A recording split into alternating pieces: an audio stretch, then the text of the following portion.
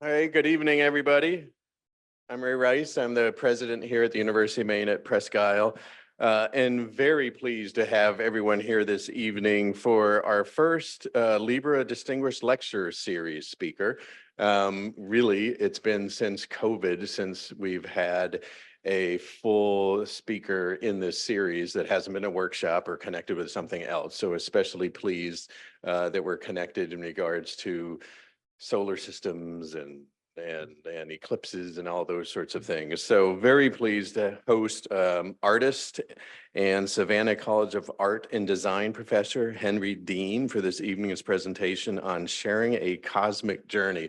I will note too, we had a wonderful dinner, and Dave and I were sitting next to each other, and Henry was, we were getting up, we may have had a bottle of wine, right? So they were talking about who wants to taste it, and he goes, "It should probably be Ray because I'm wearing a tie," and Dave wasn't wearing a tie, so that was very much appreciated. But very pleased for you to be part of this series, the Libra series, which has given us the opportunity to present a wide range of speakers. And this includes from astronauts and journalists to scholars and adventurers and artists. For our campus and community since 1999, when it came to us as a special gift from the system. So over the years, we've welcomed more than 100 speakers as a part of this series. We're so pleased to have Henry Dean here to talk about the upcoming solar eclipse, which is happening in about a month here. So I'll hope for especially good weather on that date in about a month. And the artworks he created that span the United States from here in Presque Isle, Maine, from Texas all the way to right out front of South Hall. And two more here in the area, one with the Holton Band of Maliseet lands in southern Aroostook County to celebrate this celestial event. So to help set the stage for this evening's talk, I'd like to turn the time over to Dave Putnam, an associate professor emeritus. I never thought I'd call him emeritus, but it's an honor to call him an associate professor emeritus of science who has a family connection to our speaker to provide an official introduction. Again, please welcome to tonight's Libra Distinguished Lecture, and thank you for being a part of this special event. Dave.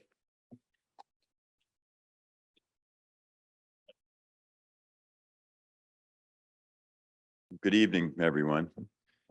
So I've got my notes. I have 4 bulleted notes that I gave to Rachel. And the first one is it's transparency and full disclosure, and Ray already said it, but Henry is my second cousin and also her second cousin, and probably related to other people in this room too, knowing Aroostook County, right? They say you can choose your friends, but you can't choose your relatives. So Henry's connection, Henry has an interesting story. My grandfather and his grandfather were brothers. And at the beginning of the First World War, Henry's father, Frank Putnam in Holton, was frustrated with the slow pace of the United States getting into this First World War. So he crossed the border into New Brunswick and joined the Canadian Army. And they sent him to France into the trenches, and he immediately got gassed. I think it probably mustard gas. And so he was shipped back to England to a hospital where a nurse took care of him. And then they shipped Frank back to Holton. And then this British nurse followed him, came to Boston and got on the train and came up through the Haynesville woods and found Frank and married him. And they had, I don't know how many kids did they have, Henry? Okay, 3 that lived. And then now Henry told me that the family has a superstition that you don't bring anything green into the house or bad things will happen. Well, someone gave Frank a parrot, and the parrot was green, and the parrot bit Frank, and 6 weeks later Frank died of psittacosis, parrot fever. And then if you can imagine his widow with the 3 kids, an in-law to the Putnam and Carpenter and Plans and Holton, probably, with a British accent, being a foreigner, obviously, if you know anything about small towns in Aroostook County, it would be just a horrible sentence. And so she fled back to England and took them all back there. And so that's Henry's connection to this place. Now, Henry's connection with me is we're really quite different. He's a little taller than I am, but he's actually the runt. And his little brother's much taller than he is. But I combine art and science, and I use art in my science. So I do science, but use art. So the way I use art is I use it to make myself focus on the samples that I'm taking so that I truly have to look at every detail. If I am going to draw something, I have to look at it in ways that you don't look at it any other way. So if you just take a picture of something and walk away, you don't analyze it. So I draw my samples, and it forces me to look at every aspect of them. Now, Henry's different, and we overlap in our love for the natural world, and so Henry incorporates science into his art. So we overlap in different ways, but we both overlap in the same zone, I guess you could say. So we share that passion. And finally, I just have to tell you this one. Henry, I never really understood Henry. He's kind of strange. He's a little strange. And he was doing this art, and he had these big canvases, and he'd paint these big broad strokes on the canvas. And then he'd dress up in a wetsuit and he'd go slithering out these tidal guzzles in the tide marshes of Savannah, Georgia. You know, there's alligators. There are alligators. There's alligators out there. And I don't mind alligators, but most people don't like slithering around in muddy sloughs with alligators. And so Henry would slither out there with these big canvases, and he'd set them up out in the intertidal zone in the marsh and let the ebb and flow of the tide and Mother Nature, the storms, essentially finish his work. He said it was art. I thought he was just lazy, you know, that he just didn't. But it's an interesting interaction with the natural world. So with no further ado, I'd like to introduce Henry Dean. And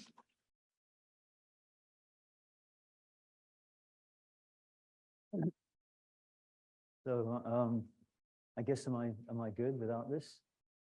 All right. Well, welcome everyone, and thank you for coming.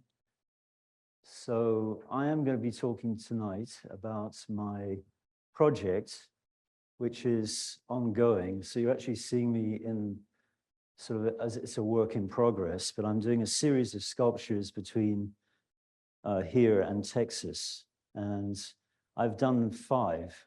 I don't want to get too far ahead of myself here, but I have one more sculpture to do, and that sculpture is going to be executed in Del Rio, Texas. So actually, as soon as I leave here, I go down to Savannah and get to work and get things ready to go to Texas.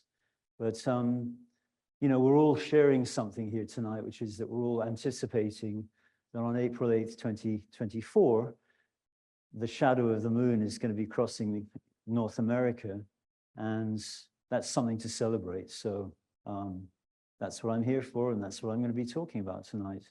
I do want to start off by thanking Rachel Rice. So Rachel is one of the first people that I contacted for an opportunity to build a sculpture. And a lot of this journey has been about getting people to say yes.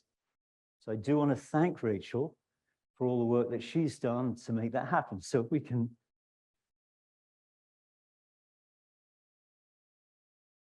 And I also want to thank David, who's been a great host.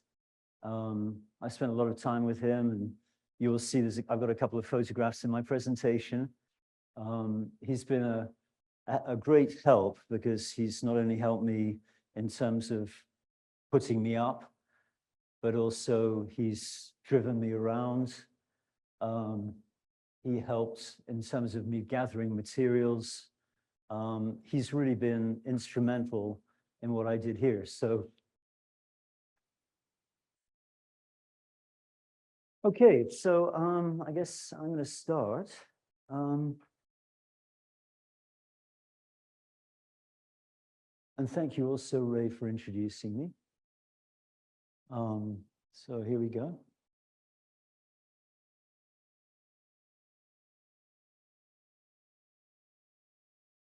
So the title of my talk tonight is Sharing a Cosmic Journey. The cosmic journey and what I'm sharing tonight is about us.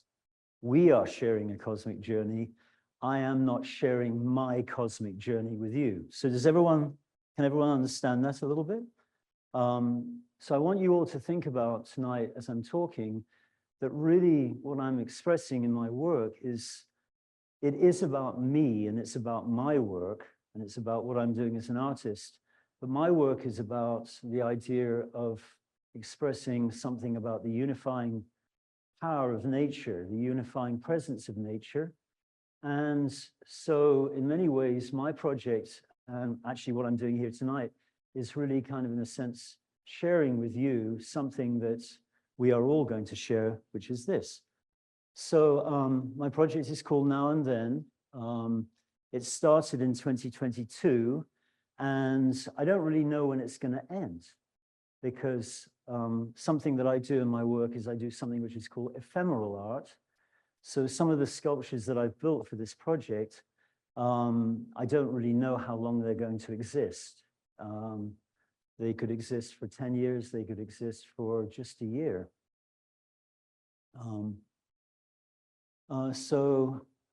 Georgia O'Keeffe said, making your unknown known and keeping the unknown always beyond you. I think that's a pretty good line. I think that's a good line to live by. We're living in times where we're facing a lot of uncertainty, but actually we've always been doing that. So Georgia O'Keeffe probably said that 60 or 70 years ago. This image here is of the Meduxicate River, and this is the location, it's about 40 miles south of here on the reservation of the Halton Band of the Maliseet Indians. And I don't know whether you can see, but just to the left of that little sign there, way across on the other side of the river, is one of my sculptures. So these are the sculptures. 5 of them I've executed already. The top left is in Del Rio, which is in Texas.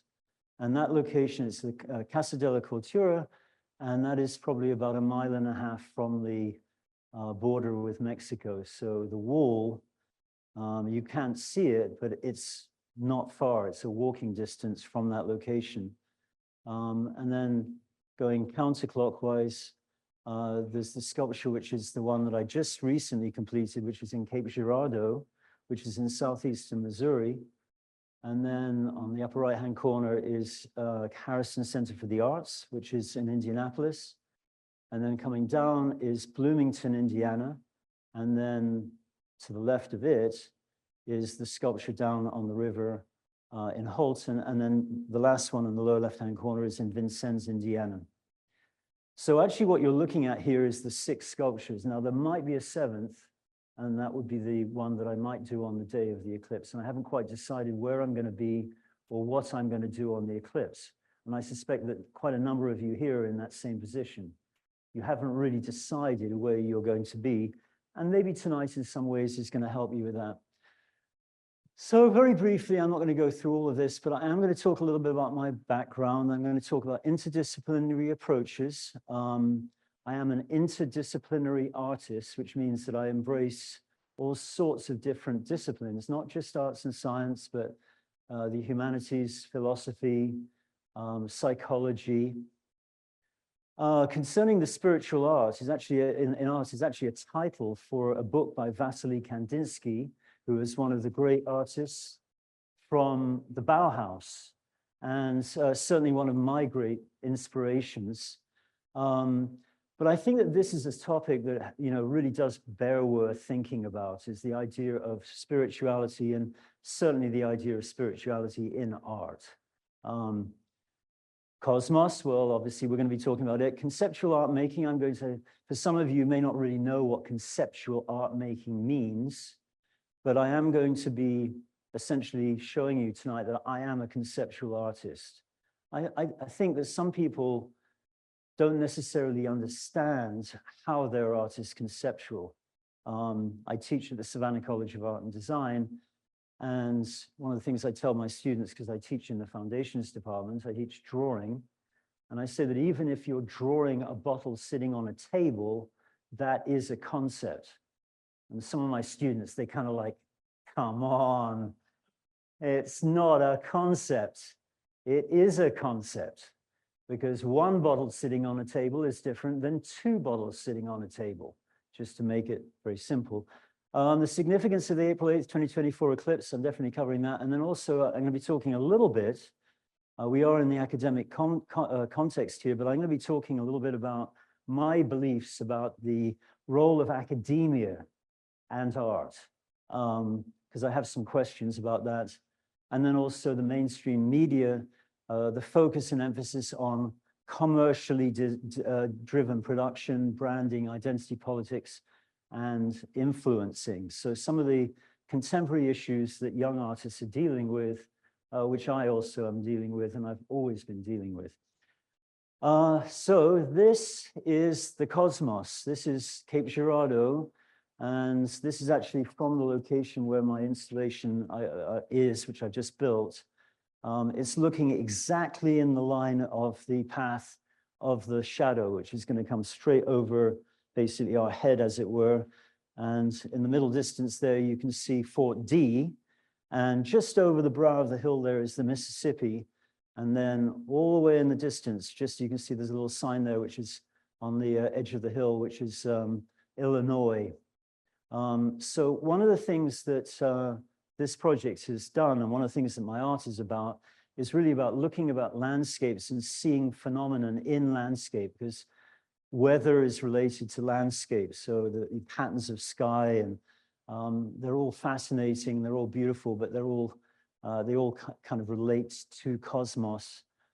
I don't want to go too much into the design terms. I think subject matter is important, understanding that subjects in art are not concepts in art. That's a big difference. It's a thing that a lot of people don't understand, because they're looking at a painting and it's a landscape painting and they think, well, it's about landscape. That's the concept, but it's not the concept. Landscape is subject matter. It's not concept.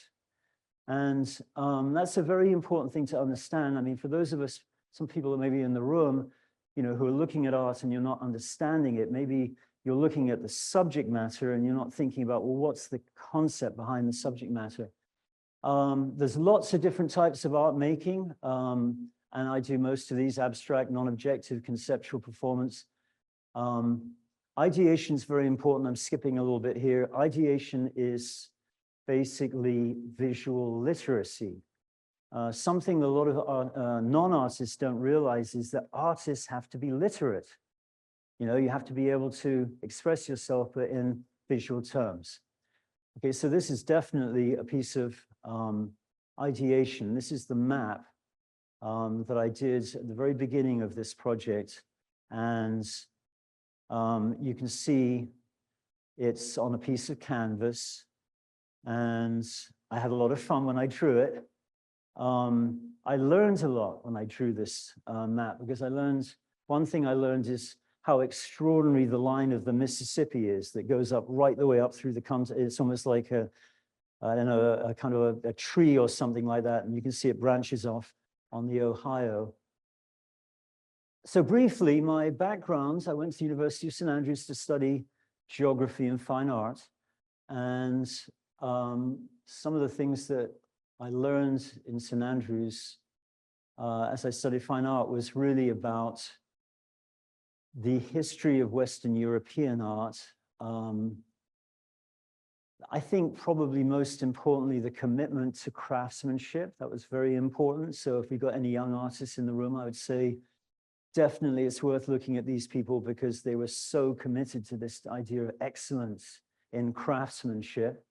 And also, obviously, I learned a lot about people who somehow spoke to concepts that I appreciated. So we have Rembrandt on the top, a guy called Bruegel, who's on the lower right, And that's actually called The Fall of Icarus. And then we've got Van Gogh on the lower left. Contemporary art is interesting. When I was at school at St. Andrews, I didn't really study contemporary art. This is by Georgia O'Keeffe. So it's, you know, in terms of subject matter, it is landscape subject matter. It's a tree.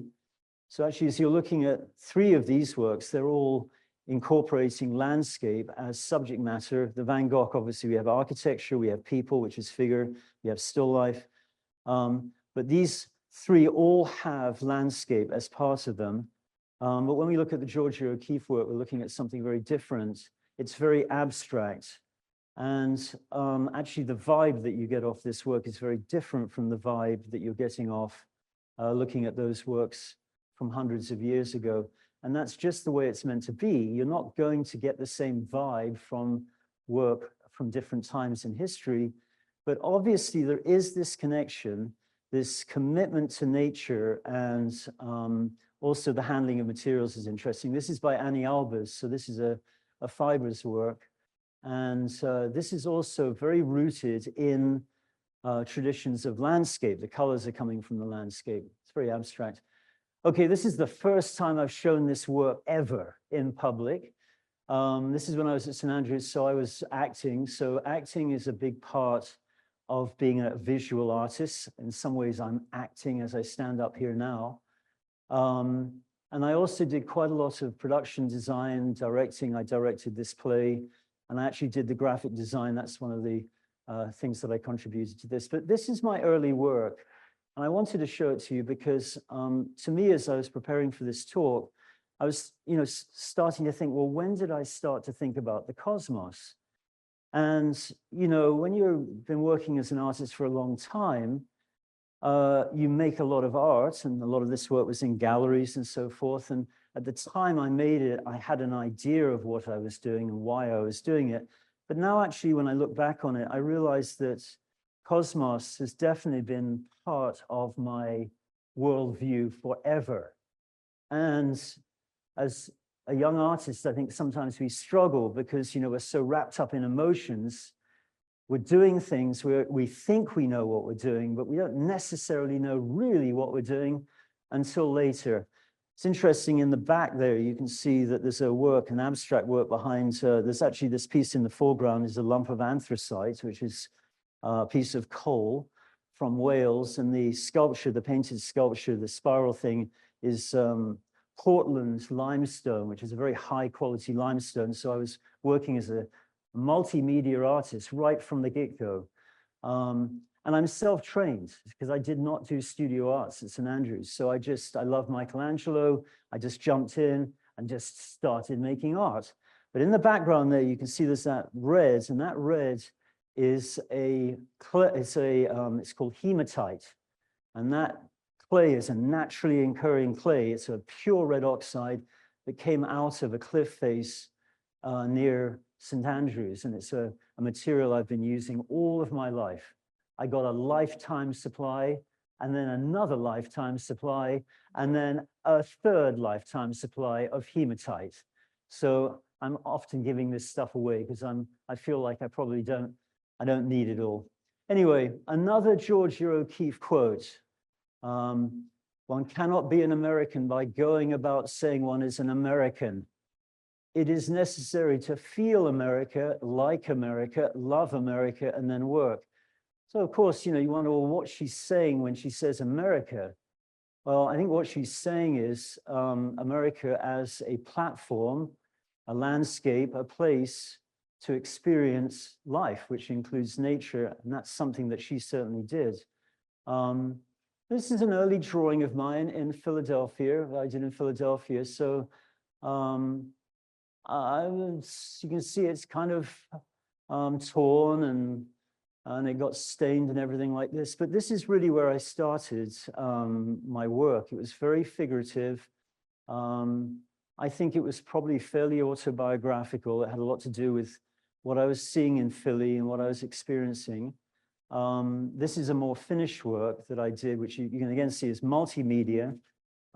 It does have landscape as context. And I think one of the things in my work is it's always got time. Time is an element of design. So time is big. So in the Savannah College of Art and Design, in Drawing 1, it's called Drawing 1, Form and Space. So these two things, form and space, are the fundamentals of design. And if you think about it in terms of cosmos, from a scientific standpoint, form and space and time are really kind of like the very essence of what you're doing. So I had in 1993, it was a difficult year for me. My father died. I got held up at gunpoint, and a long-term relationship ended. And it was really hard. And what I did was I kind of realized that I just wasn't interested in expressing the anxiety that I was feeling in the city. So I left the city, I mean, metaphorically speaking, because I stayed in Philadelphia, and I started going on these road trips. And you can see, I'm a little bit younger, but not so much younger in spirit, I think. But I started doing these large format paintings in place and in some fairly wild settings. So this is the finished painting that I produced. It's basically an 8-day painting. So it's a direct observation painting.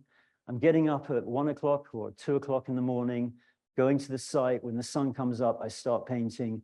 And then when the sun goes down, I stop painting. So one of the interesting things about, and some of you may not realize this, when you're looking at landscape paintings by the Impressionists, they look like they're real. They look like, kind of like what you're seeing. But it's basically a duration of time. So that as I was painting this picture, I'm watching the sun moving around the canyon. And actually during the day, certain parts of the canyon would be completely obscured because they would be in shadow, and then they would suddenly appear like magic. So it's very abstract, even though it looks very representational. So this time I was doing a lot of this kind of work using drawing as ideation. So this is sketching. Basically, I'm doing a compositional sketch. This kind of drawing is very old. I don't know that there are lots of scientists that do this, but I know my cousin does this because he actually mentioned it, and I've seen his sketchbooks. When you draw things from observation, you become part of them. You go deep, and you become one with whatever it is you're drawing. So this practice was pretty important. So this is the site. It's on the edge of the Davis Mountains. It was on a ranch, 45 sections ranch. So that's about 45,000 acres. I met a really nice rancher who let me come and stay there and do this painting. One of the things also, which I think is a cosmic quality of landscape, is the way that humans occupy landscape over time. So this is actually an old, I think it's probably for sheep, but it's a corral that the owner of this ranch, the Casey Ranch, he took me to this place, which I would have never have found in a month of Sundays, but he took me there and he said, this is what my great-grandfather built when they came down from the Lincoln County Wars. So for me, part of my life's work has been about going into America and discovering the history of basically human occupation in the landscape. And again, I sort of feel that that's very much connected to cosmos. So I'm sort of using cosmos in a very big way. I think it is it's a term that is an umbrella term in some ways. So just moving forward, doing these plein air paintings, going into very far out places. I would go up walking into the high mountains in Colorado and just set up my easel and come across things like this, which are extraordinary sort of just the remains of old industries. And, when you see these kind of, I guess you could say, these intersections between nature, which is man is not impacting in any way, and then you see evidence of human endeavor, like that incredible mining works that you're seeing here, or this. So during this time, I started to, as I'm doing these works, I'm starting to really think about why is it that I'm making these beautiful paintings when the landscape is really telling these stories which are so complicated and are not necessarily beautiful? How do I speak to those things? So this is the painting I did down at the tip of Cape May Point, which is here. So that's an old concrete ship that's off Cape May. And there's the painting. So as I'm doing this painting, I'm having this discussion with myself about, is this working? I'm also, just before I left Philadelphia, I was doing quite a lot of collaborative work, such as this. And I won't talk a lot about this, but I'm going to just move on. This is after I moved down to Savannah. So at this point, I'm pretty expert in exploring landscapes and discovering the truth of landscapes. And I'm just having this endless conversation with myself about, okay, so what am I going to do? Am I going to make artwork about kind of human, I don't know how to say it, industry and maybe, you know, short-sightedness and pollution, or am I going to make paintings about the beauty of nature? And I went and had an interesting and a really wonderful, I was invited to do a residency in Colorado. It was near a place called Norwood, which is not far from Telluride. But I started to do abstracts, and I started to basically put into my abstracts all of these different levels of micro and macro experience and emotional things. And I was flipping the canvas and creating these abstract works. Okay, a couple of, or three good quotes here. William Blake, the visions of eternity by reason of narrow perceptions have become weak visions of time and space. Blake is an incredible artist and an incredible thinker. And John Constable, who's, you know, also one of my heroes, painting is a science and it should be pursued as an inquiry into the laws of nature. Why then may not landscape painting be considered a branch of natural philosophy of which pictures are but the experiments? Yeah, really, that's a great line. And then Chief Luther Standing Bearer, the white man does not understand the Indian for the same reason he does not understand America. He is too far removed from its formative processes. But in the Indian, the spirit of the land is still vested. It will be until other men are able to define and meet its rhythm. So those were definitely are words for me to live by. So as I was out there doing this, I was also doing my MFA, and I was looking at these works and thinking about them standing out there in the landscape and thinking about all of these wonderful effects of light and weather and time, and really getting into my MFA, which I did at SCAD. So I was invited to teach at SCAD, and then I did my MFA in painting. I was teaching and doing the MFA at the same time. I think the most important quote in this here is from Martin Heidegger. The fundamental event of the modern age is the conquest of the world as picture. In such producing, man contends for the position in which he can be the particular being who gives the measure and draws up the guidelines for everything that is.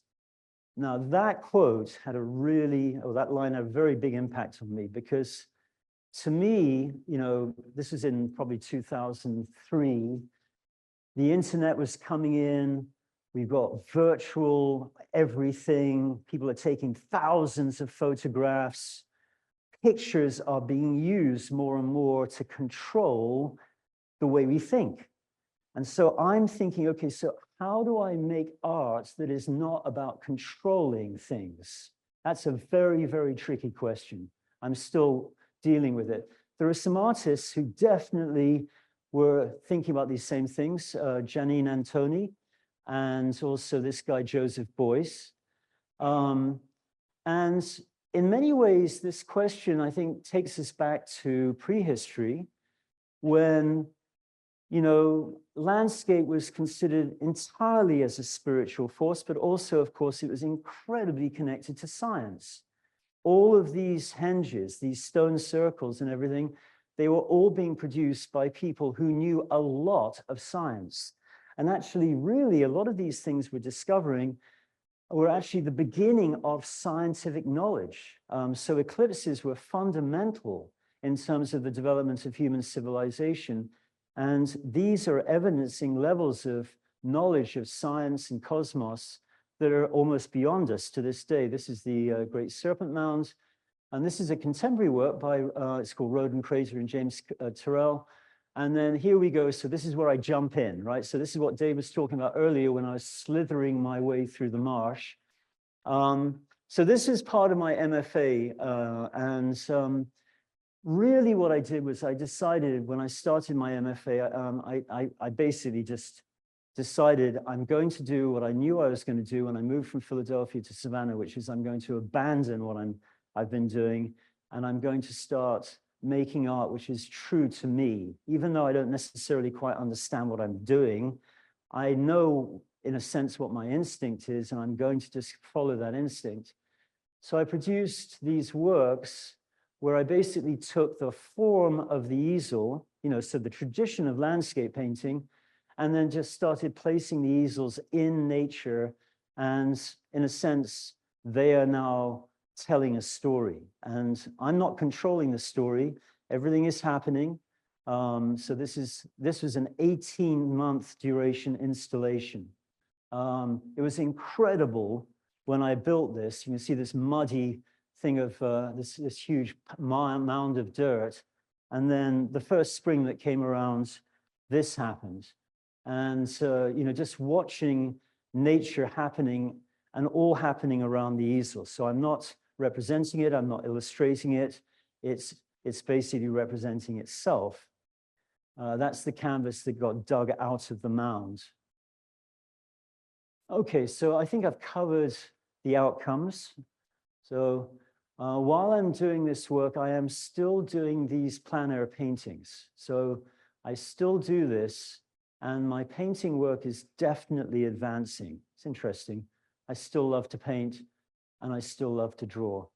So this is the Isle of Skye in Scotland. It's one of the most magical places you could go to. And here we have our first video. So I'm going to play this video, and you're going to see kind of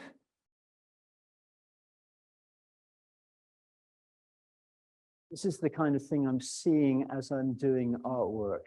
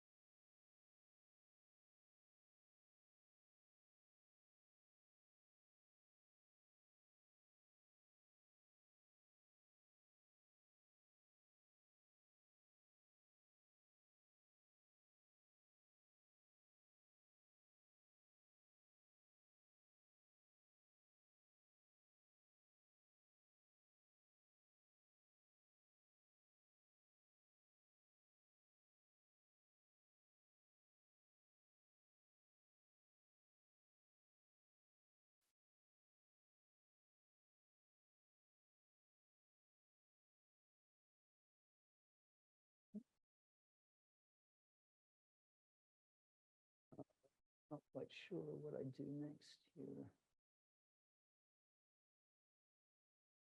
So anyway, I think the thing is for me is I was doing, a lot of this painting in the, at the time I was kind of rethinking my art.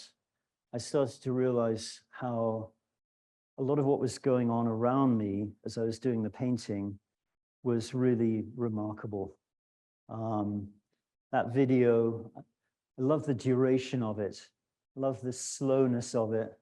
And, I think living down in Savannah, you get this opportunity to see the way that human beings respond to big time when they go along the beach and they just slow down and picking up shells and kind of entering a kind of a cosmic experience. But that video to me, it's got so much in it, the way that the water is behaving, the social science of those animals, I don't know. So after having done my MFA, I basically did about 15 years of practice where my work was really happening completely outside the confines of the gallery. I really think that today a lot of artists feel trapped by this idea that they have to make art for galleries, for sale, for product. And in a way, it's a trap. It's the same trap that exists in the music industry now, where people are making work that they think is going to be accepted by business. And so a lot of art is not happening at the moment because of this, I guess you could say, this expectation that a lot of artists have that they're meant to be doing it to sell. Now, I was very fortunate teaching at SCAD that I had a good job, a stable job, and that I was able to go and do these kind of experimental works without having to worry too much about showing. I had exhibitions, but I wasn't having to justify myself. So I produced these works. So this is an oil spill that was on the Savannah River. It's the sort of thing that happens all the time, but because I've been doing these immersive paintings, I was like, well, what I'll do is I'll go and stick a canvas into that area of the grasses and just see what happens. And what happened was this. Now, this is totally new because this is a piece of canvas. Canvas is very strong and gesso is very inert. And I've been putting these canvases into the marshes and they would last months. And when this went into the marsh, I would go down and visit it every day by boat. And after about 10 days, I came along and the oil and all of the chemicals in the water coming off the grasses had caused that to tear. And it also looks strangely like a rather beautiful painting. So I started doing these very experimental works, almost creating a kind of a strategy, which is building a machine almost, and then seeing what's happening. So this was a collaboration with a friend of mine, ceramicist, who's also a colleague. And it was had a timing system, and it was unfired clay balls, and the water came out on a timing system. This was a piece I did in an exhibition in Savannah where I took an old table, which I was wondering what the heck I was going to do with. And I built this armature so that it kind of looked like Saturn or something like that. And then I clad the outside of it with fluff mud and just left it hanging in the gallery. And then over the course of 3 weeks, it cracked. And then those stones actually were pulled out of the Savannah River. So a lot of what I'm doing is that the actual investigation in landscape is producing a lot of knowledge about history, about natural history. This is a sort of interesting piece I did. It's about 2 miles from where I live down there. And it was kind of like a ironic expedition or exhibition, I suppose I should say. So there was no curator. There were no visitors apart from birds and crabs. And I just took these paintings. They were all done using natural materials. And I just left them out in the marsh. I'm not sure that anybody saw that work. But there's some very interesting things happening with it. These are some bricks that I got out of the Savannah River when they were rebuilding the bulkheads. And interestingly, these bricks, I would go down and I would draw this huge operation. And every day, because the tide is going up and down on the river, these bricks were coming out of the low tides. And I kept on picking them up, putting them in my truck. And I did a lot of video work. And then I built a screen out of these bricks, which are made by enslaved people. So I'm interfacing these different types of realities, but everything is still based in nature. So those are chains and all sorts of stuff that is just literally picked out of the river, and we're looking straight across the Savannah River there. This was a high mountain work I did near Telluride in Colorado. So I had to climb up to about 2,500 feet, or sorry, 10,500 feet. And it was basically a snow line, and I inserted my piece in the snow line, and then the snow melted. And that's actually one of the few pieces that I've put in nature, which I lost. I don't know what happened to it. I think it just got swept away, but you can get a sense of the scale of the landscape in relation to the piece. And then these are these later immersive paintings that I was doing. It's an interesting thing when you put a piece of artwork in the water and the tide's coming up and down every day twice, and you kind of are in the works. And so in some ways, I'm inserting myself into the cosmos by doing these pieces, I suppose. And I started working more and more on the idea of how to take the work in the landscape and then transform it into something which would be more of an exhibition ready type work. So this is the work on the right hand side is basically unfolded. So the thing on the left is a lot of canvas that's actually folded behind the piece. And then when I took it out of the marsh, I unfolded it, stretched it, put gold leaf over it, and all of those little marks there, they're actually the staple marks that are on the back of the canvas. So all of this actually brought me to August 21st, 2017, when the eclipse came through the United States. And after all of that, I just knew exactly what I was going to do, which was to do an installation for the total eclipse. So I'm going to play this. Is everyone ready for this? It's 5 minutes, 55 seconds, real-time video. It's an original work. So it's here. And we'll just go ahead and maybe see what you all think after it's over. But the one thing I would ask you to do as you're looking at it is look at the clouds in the background and see how they're changing. And also look at the changing effects of color. And there's a really great soundtrack track with this as well. So just everything is real time.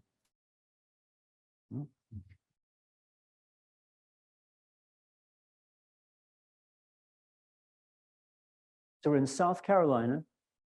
It's a place called Ellery. And I drove up there at 2 o'clock in the morning. I've done a lot of research about where I was going to be, but it took me about 4 hours to find this location. And in some ways, I think this is an homage to Vincent van Gogh, because it's kind of the thing that he would have enjoyed painting.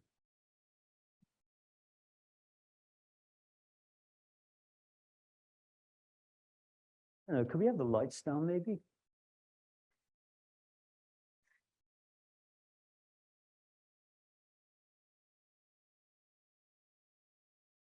Thank you.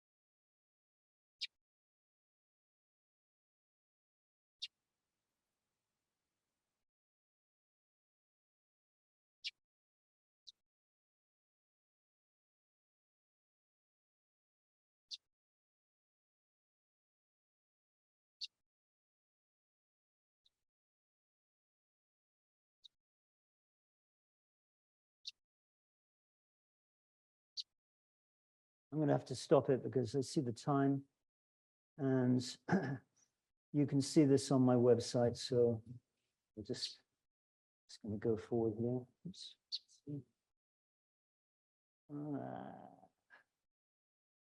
Okay.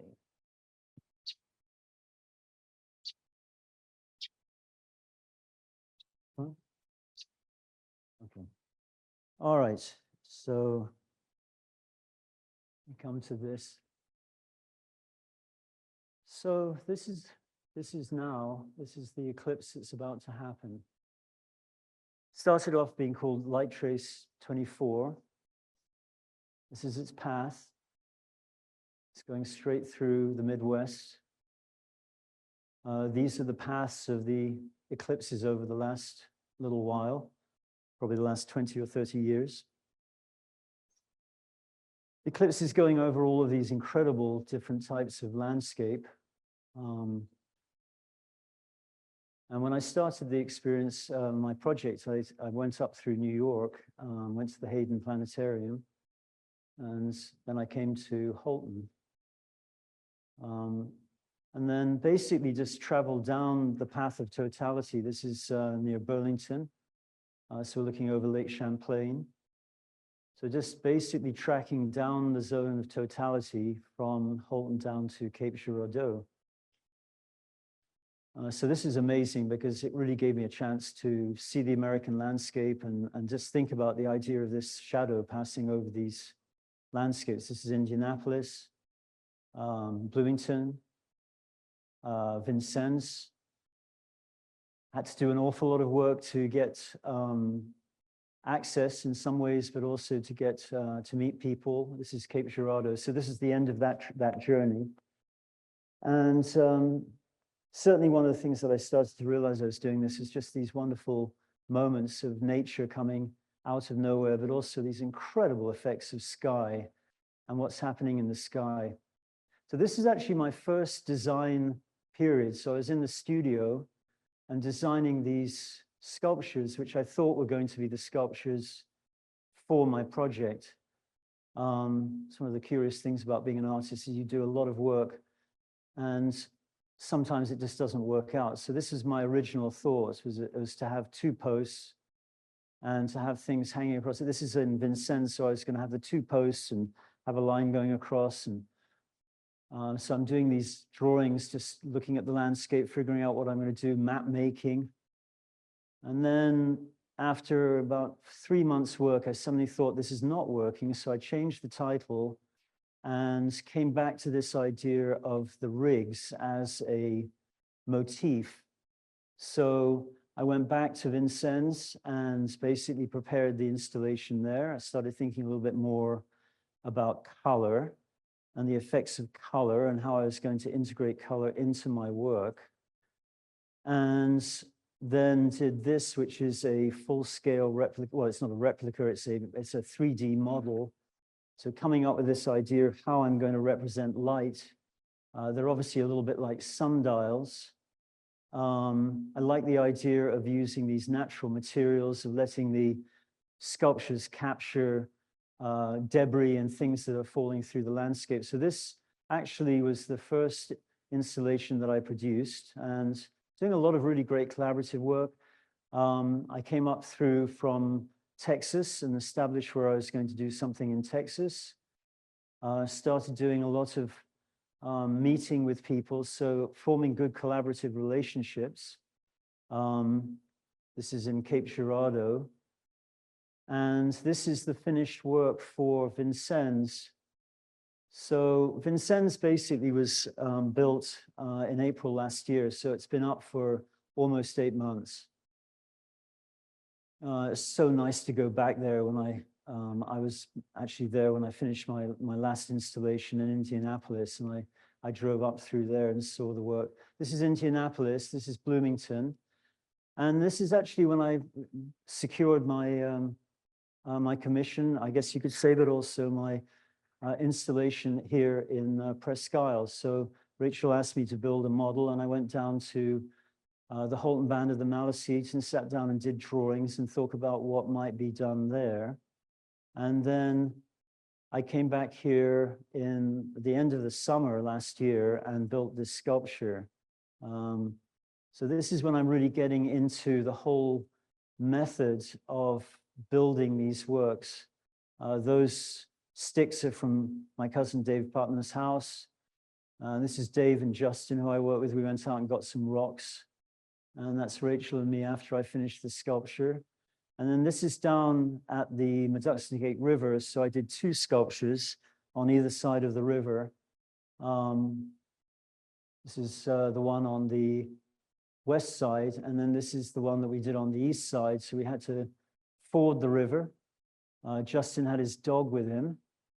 And this is actually a photograph that was taken of the work just after a major, I guess, thaw about 3 months ago. And you can see how the waters come right up to the base of the rig. So these works are very vulnerable. So this is the work that I built in Bloomington. I'm looking forward to the snowfall that's happening here tomorrow to be able to go out and see these sculptures, because I'm designing them for snow, for all of these different types of weather conditions. Doing a lot of map making. Part of my idea for Bloomington originally was to do a floating sculpture. It didn't work out. But there was some glass which had been collected from some bottle dumps which are being raided. I started this time to think about the idea of the 28 mansions of the moon. So as I was developing these, I was changing them. So you can see here, those, the cutouts, they're drawings of rocks that I had collected over the years in my practice. And I decided to do something coming from Geoffrey Chaucer, which is it's a Chinese idea. It goes back to the 7th century BC, which is the mansions of the moon. So this sort of astrological quality. I did 2 different sculptures in Bloomington. And then this is in Indianapolis. So you can see how the sculptures are changing. In Indianapolis, I used children's blocks. And since it was India, I thought I better do chrome. So I did a little bit of chrome spraying on those. And then this is the last installation that I executed, which is in Cape Girardeau. And this was interesting because I worked with this guy, Rob Lorenz, who's a ceramicist. There was a lot of careful design work I had to do to make sure that he knew what he was going to be producing so that get it right. So this is the map. This is where the ceramics came from, in a sense, the idea of colors in my sculptures and some of the iconography. And this is all happening in Cape Girardeau. So I met a lot of really wonderful people. And my work there is definitely part of a revival. And I think the whole project is definitely about revival and revitalization of communities. So this is the works finished, and you can see the sculpture there with the holes going through it and light falling on the ground. And I think all else I have to talk about is the acknowledgements. They're there, and thank you.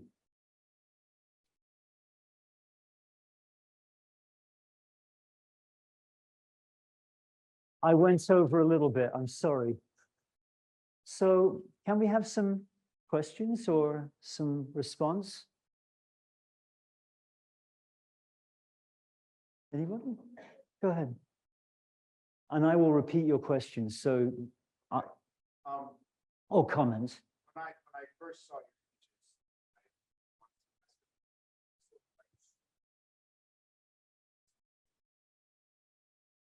There we go. If you talk in that, everyone will hear you on the.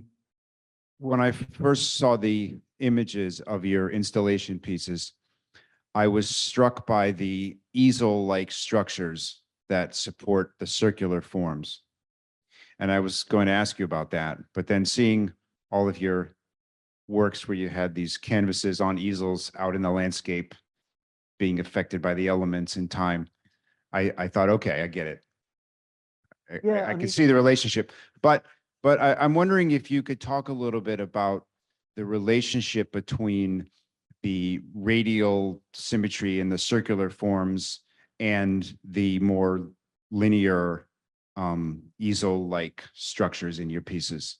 Yeah, I mean, it's an interesting question because in many ways, the easel is an engineering device. You know, it's, I mean, you know, because when you're painting at an easel, and the whole idea is to keep the canvas stable.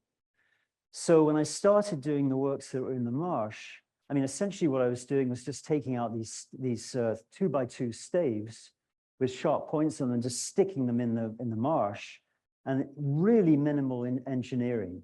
So I could just literally go out there with these long sticks, stick them in the marsh, stick the canvas on it, screw it, and then leave. And they were very strong. And you know, I never lost an easel. So the strength of the tripod to me is saying something. It's figurative, it's strong, it's light, and of course it does have numbers. It has 3, so that's important. And then the object that's on the front, the faceplate, I mean, really, to me, these sculptures are really like people, you know, so that what's on the front there is really, I guess you could say, the character. It's almost like expressing a character. It's both radiating out. So I feel like as human beings or as, you know, organisms, you kind of radiate energy out, but then also it's receiving energy, and it's also allowing light to pass through it. So I think in many ways, there is really a metaphorical quality to all of the materials. The fins, it's interesting as I've done them, is some people interpret them in different ways. I mean, some people say they look like fans. Some people say they look like flying birds, starbursts. So I like the way that they can be interpreted in different ways. And then the sticks are really, in many ways, to me, they're the most, I guess you could say, drawn elements of the pieces, because they're the things that go on last. And they're also the things that definitely come from the landscape in which the works are being produced. So what I have to do when I do these installations is the first thing is go and find the sticks. And then they just sit there until the very end, and then literally everything's done. And then the last day, I just put the sticks up, and it's very much like drawing. And I love that kind of light drawing gestural quality. And they're very elegant. And they're also talking about the natural, I guess you could say, the different types of trees that are growing in the areas. So a lot of the people that I've worked with to get those sticks have talked to me about, you know, the life of the forests and the type of trees and, you know, their young saplings. I had one guy in Indianapolis, he was a young man, and he said, I said to him, so what do you think about doing these sticks? And he said, I'm really amazed at how straight sticks are, which I thought was interesting. You know, just not something you'd necessarily think about. But anyway, does that answer something of your question, or do you have any thoughts about it? Yes, I love that you said that putting the sticks on is drawing, Definitely. because it is. And I wish all my drawing students were here to hear you say that, because I'm always telling them that whenever you're organizing visual form in any way to convey something, that's the essence of what drawing is, you know. It's just coming out of nowhere, and gesture is such a beautiful thing. Doesn't have to be done with a pencil, you know. Indeed, yeah. And It is drawing. I agree with you 100%. Yeah. Great. Okay. Oh, that's great. Thank you. Yeah. Well, thank you. I think we had somebody else. Should we have one more question? Okay. All right. That's right. Yeah. Of the 5 or 6 installations, are you planning to have someone there? You said you're not sure where you're going to be. Are they going to be, are you going to have a video clip artistic wise? Because the one that you did was pretty unique. I was looking at the left, I don't know what you would call it, sculpture, and there were little white glimmers that were happening. And Right. I'm curious, that probably a lot is going on during totality. And it's kind of like a speeding up of points in time. Right. So I wondered if you were going to do that. Well, I am. And I think actually one of the things I was saying, I visited Heather's class today, and it's a 3D design class. And I was saying the work that's actually on the front lawn, some of the gold leaf has kind of fallen away from the sculpture. So I said it'd be lovely if before the actual eclipse happens, maybe if some students from UMPI were to go out and actually re-gild the fins. those works, one of the things that you're seeing, those little glimmers, is when I did that, I didn't actually rub the gold leaf, because when you do gold leaf, you can take a brush and just rub it off, and all of the excess leaf goes away, and it just looks like a solid sheet of gold. But I left it because I thought, this is going to be interesting, because the gold leaf is so light, and so much which is happening in an eclipse is these effects of changing wind patterns and changing air pressure. And I didn't quite know what was going to happen, but I knew something was going to happen. And that whole thing, they're all fluttering. So they're all catching the light from different directions. But I am planning, I'm trying to get videos of most of the installations. But it's going to be other people who are taking the videos. So, yeah. Thank you. Any other, maybe a couple more questions? Thank you, because that was one of my questions. Is there going to be something long-term, and will you have stuff posted on your website? But then also the conundrum that you spoke about wanting them to be remote yet accessible. Are you going to have any kind of a map published of where these installations are? And if a person were going to make that a trek, I go to Holton quite often and I would love to see these. Are they accessible? And as I said, map. Yeah, that's a very good question. Actually, somebody said, how accessible are they? I think it was at some point, maybe at the very beginning. I do have an Instagram. So, I mean, for anybody who wants to write it down, it's called Now and Then Eclipse 24 is the Instagram account. I just heard, I mean, I'm working with this really wonderful person, Lorian Gascon, who is in Savannah. And she is, I feel a little pretentious when I say this. She's my communications manager for the project. I never imagined that I would have a communications manager, but she's actually just posted some maps, which I think actually are Google Maps, that allow you to go to these places.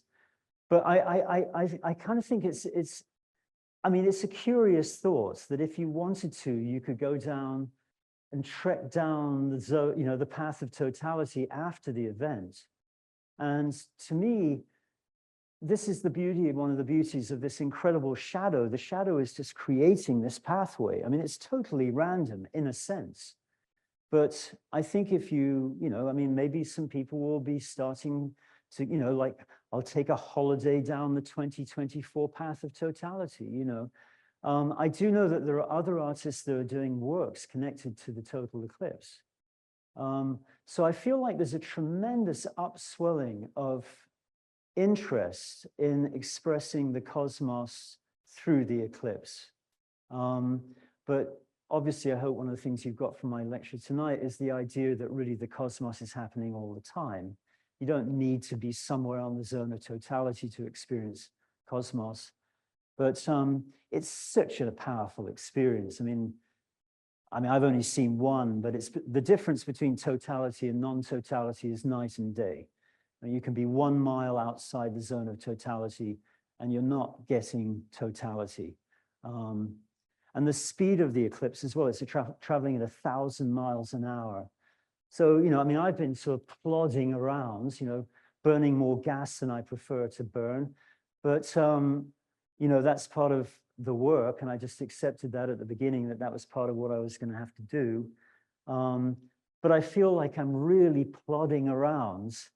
And, you know, I've been here and there, but, you know, on April 8th, the shadow is going to be moving at 1,000 miles an hour. And, you know, it's going to take about 2.5 hours to cross from the southwestern coast of North America to northeastern Canada. And there are so many people who are going to see it. And almost everybody in the country will see an eclipse of some sort. So it's pretty amazing. Yeah. Thank you. Do you see your creations across the path of totality to be more of a reflection of your artistic abilities and journeys through the past, or more of hopes and dreams for what your art will become in the future, or something different entirely? Oh, it's definitely the latter. It's really about the future. I think I wanted, when I thought about this lecture tonight, and the reason I wanted to show my former work is to show how it's sort of informing everything that I'm doing in this project. But this project is really about now for me and for the future. One of the things that I heard very early on in the project is one of the Native American traditions is that when you have a total eclipse, that it's an opportunity to think about 7 generations before you and what those ancestors were thinking about and hoping for and working towards for what we have now. And at the same time, you're thinking from your perspective, 7 generations forward. So to me, I mean, this project is all about committing something for the future and essentially building, it's an entirely new thing. I really don't know where I'm going after this in terms of my work, but I think it's going to be more connected to heliophysics and, you know, the stars and light. And I think I've probably stopped slithering around in the marshes. I'm sort of done with that at this point. Does that help? Oh, yes, I entirely. mean, are you surprised by that? Or do you, in terms of your own work, are you thinking that how the cosmos can be a future for you or? I think of it to be both. I see it as a celestial web that can reach from beyond into the future and centuries into the past. You can take inspiration from both sides or something different entirely. And I'm inspired by your work and how you've built your life around something so beautiful in an academic way. Thank you.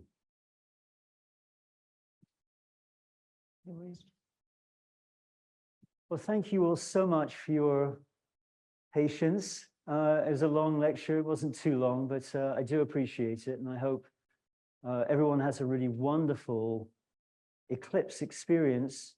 You don't have to see the eclipse. You don't have to see the sun for it to be beautiful. That's the one thing. These works definitely are saying, you know, every day you see something beautiful. And if it's a cloudy day here in Presque Isle or down in Holton, it doesn't matter. And I think actually thinking about what you might want to do or where you might want to be is a good deal. It's a good thing. Because then, you know, you're ready for whatever happens. And if it's sunny, yay. So anyway, thanks.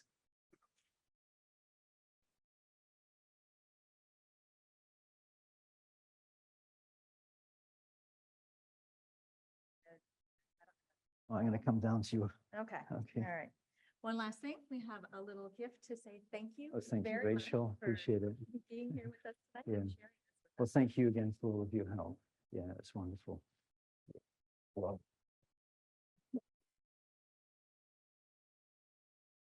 And thank you, UMPI. UMPI? UMPI. Thank you, UMPI.